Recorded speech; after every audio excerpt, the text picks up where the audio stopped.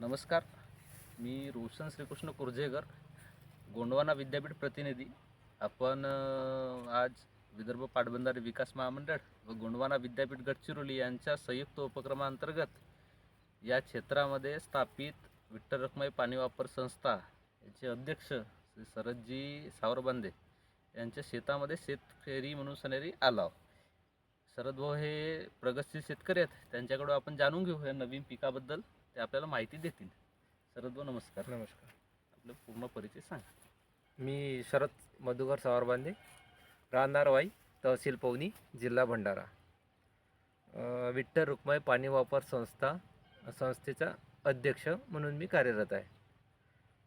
आपल्याकडे 16 एकर शेती आहे आणि आपण भात पिकाची मोठ्या प्रमाणात लागवड करतो. एक पट्टा सोयाबीनचा होता. 2 वर्ष झाली सोयाबीनचं फसल येत नसल्यामुळे मी यावर्षी पीक फेरबदल करण्याचा विचार केला होता. त्याच्यामध्ये मीनं यावर्षी झेंडू किंवा मका दोनपैकी एक फसल निवडली होती. त्याच्यामध्ये मी ॲडवांटा कंपनीचा 741 व्हेरायटी लावली आहे. लागवडीचा अंतर आहे माझा